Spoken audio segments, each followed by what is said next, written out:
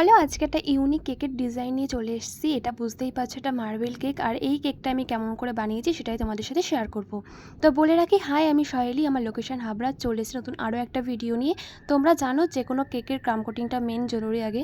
তাই দেখো, আমি ক্রাম কোটিংয়ের জন্য লেয়ারগুলো আলাদা করে নিলাম। এবার ক্রাম কোটিংটা করে নেব।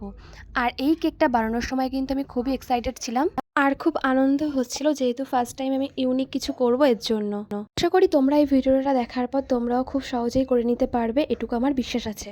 স্ট্রবেরি ফ্লেভারের অনেকদিন কেক দেখানো হয় না, তাই ভাবলাম তোমাদের সাথে শেয়ার করা যাক স্ট্রবেরি ফ্লেভারের কেকের ডিজাইন। তাই দেখো, ক্রাম কোটিংয়ে দিয়ে দিচ্ছে স্ট্রবেরি ফ্লেভার। এই কেকটা বানানোর আগে আমি ম্যামের কাছে শুনে নিয়েছিলাম কেমন করে কি করব। ম্যাম আমাকে খুবই হেল্প করেছে, এর জন্য ম্যামকে অসংখ্য ধন্যবাদ। আর এই যে তোমরা আমার ভিডিওগুলো ধৈর্য সহকারে দেখছো, এর জন্য তোমাদেরকে অসংখ্য ধন্যবাদ। চলো এবার তাহলে মেন টপিকে ফিরে আসা যাক। তোমরা দেখেই বুঝতে পারছো আমি এখানে সুগার সিরাপ অ্যাড করেছি। এবার ভাবতে পারো যে আমি প্রত্যেকটা কেকে দুধ দিই, তাহলে এটা কেন সুগার সিরাপ দিলাম। আসলে সেদিন করে আমি দুধটা জাল দিয়েছি, হঠাৎ করে দেখি দুধটা কেটে গেছে। তো কিছু করার নেই, আর তখন দোকানে যেতে পারবো না, এর জন্য আমি সুগার সিরাপ দিয়ে করেছি। সুগার সিরাপ দিয়েও কিন্তু টেস্ট অনেকটা ভালো হয়। সুগার সিরাপ দিয়ে করলে কিন্তু অনেক দিন স্টোর করা যায়। দেখো, তোমাদের সাথে কথা বলতে দেখো আমি এবার ফাইনাল কোটিংয়ের জন্য ক্রিমটা দিয়ে দিলাম। বেশি ক্রিম দেব না, কারণ এটা আমি বাড়ির জন্যই বানিয়েছিলাম। ওই যে ফার্স্টে ট্রাই করলাম কেমন কি বানাতে পারি, এর জন্য অনেক দিনের ইচ্ছা ছিল একটা মার্বেল কেক বানাবো। তো সেটাও আজকে পূরণ হয়ে গেল, আর একবারেই আমি সাকসেস হয়ে গেলাম। সবই হচ্ছে তোমাদের ভালোবাসা, তোমাদের কমেন্টগুলো আমাকে আরও বেশি উৎসাহিত করে ফেলে কাজের জন্য। এর জন্য না চিন্তাভাবনা নিয়ে নিয়েছিলাম যে না, আমাকে পারতেই হবে। তাই দেখো, সেভাবেই আমি দেখো ক্রিমটা দিয়ে দিচ্ছি। আর ফিনিশিংটাও কিন্তু খুব ভালো দিতে হবে এটার জন্য।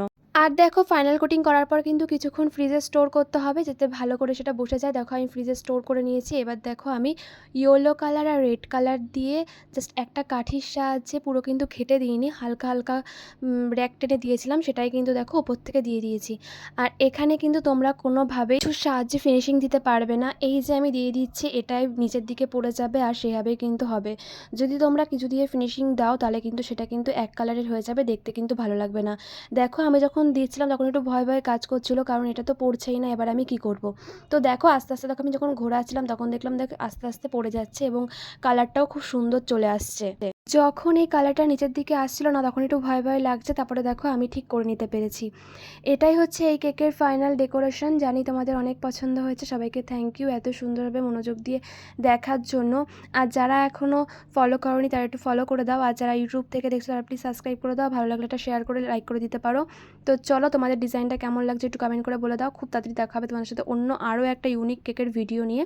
তো তার জন্য কি করতে হবে, পেজটা আগে ফলো করতে হবে, তাহলে ঝটাপট আমার কেকের ডিজাইনটাও তোমাদের সামনে চলে আসবে। তো চলো, এখন সবাইকে টাটা, দেখা হবে খুব তাড়াতাড়ি একটা ভিডিওতে। আর আমাদের এই মার্বেল কেকের ডিজাইনটা কেমন লাগলো একটু কমেন্ট করে বলে দিও।